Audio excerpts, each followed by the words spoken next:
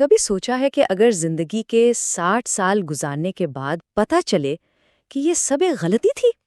آج کی یہ کہانی ایک 78 سالہ خاتون کی ہے جنہوں نے اپنی پوری زندگی پر نظر ڈالی اور ایک گہرے پچھتاوے، ایک غیر متوقع بیداری اور اس سچائی کو ہمارے سامنے رکھا کہ خود کو دوبارہ پانے میں کبھی دیر نہیں ہوتی۔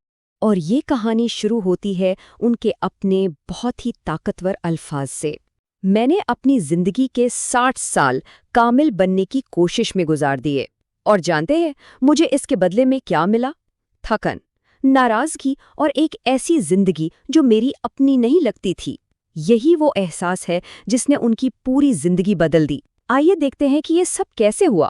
تو یہ 60 سال کی غلطی آخر تھی کیا؟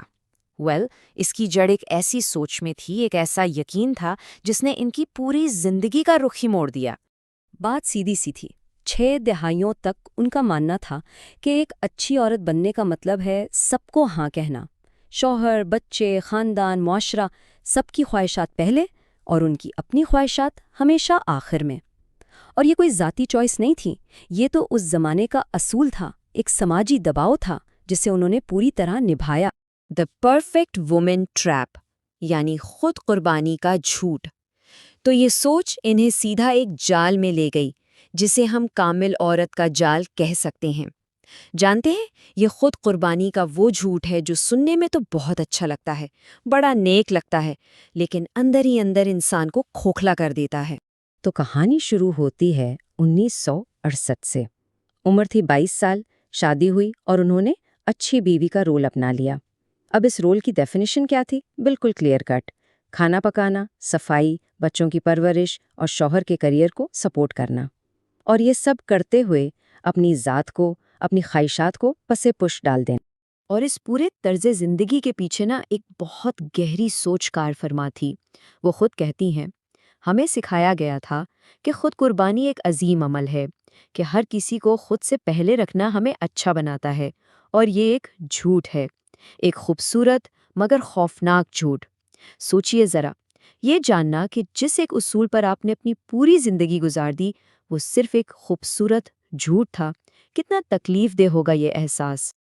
اور یہ انتظار یہ کوئی 1-2 دن کا نہیں تھا، یہ دہائیوں پر پھیلا ہوا تھا۔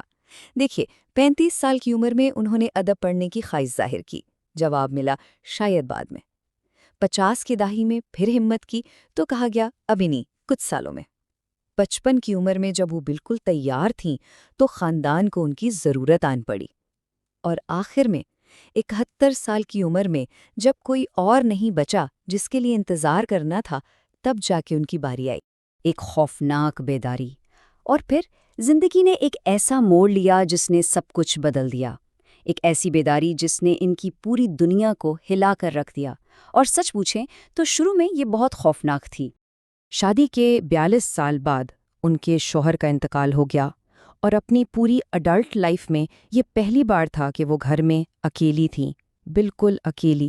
اور یہی تنہائی، یہی خاموشی ان کی تبدیلی کا کیٹلسٹ بنی۔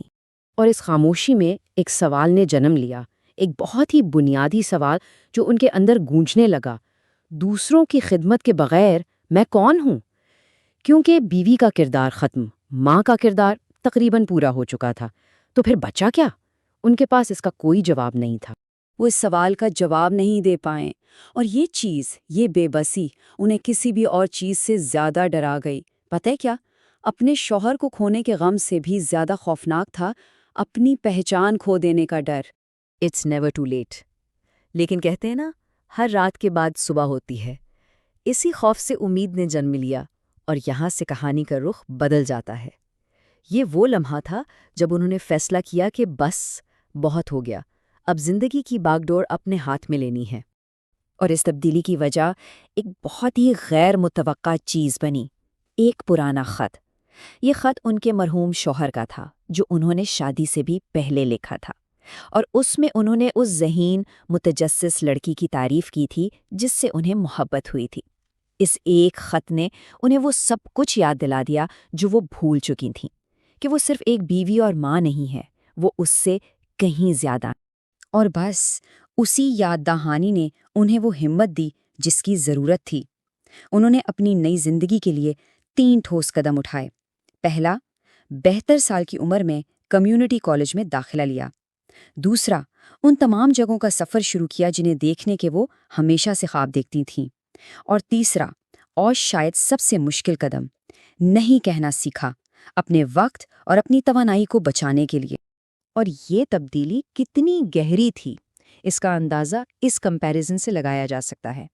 پہلے وہ اچھی بیوی تھیں، اب وہ صرف میں تھیں۔ پہلے وہ سب کچھ دے دیتی تھیں، اب انہوں نے اپنی جگہ بنانا سیکھا۔ پہلے وہ ہر بات پر ہاں کہتی تھیں، اب انہوں نے نہیں کہنا سیکھا۔ پہلے وہ سکڑ رہی تھیں، اب وہ آزاد تھیں۔ A lesson for a lifetime۔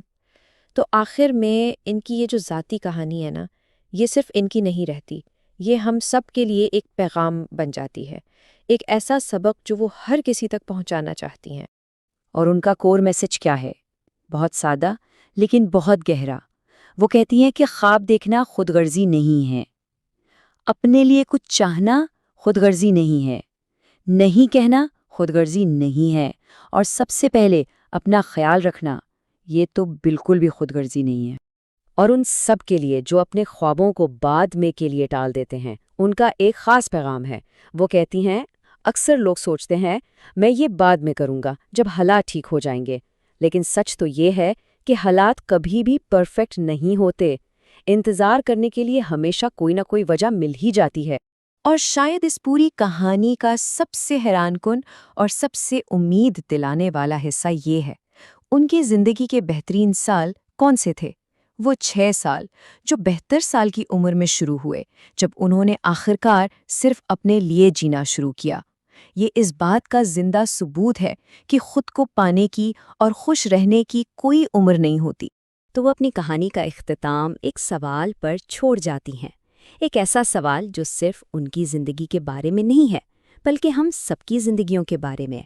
وہ پوچھتی ہیں، زندگی ابھی اسی لمحے ہو رہی ہے، اس کے ساتھ کیا کرنا ہے؟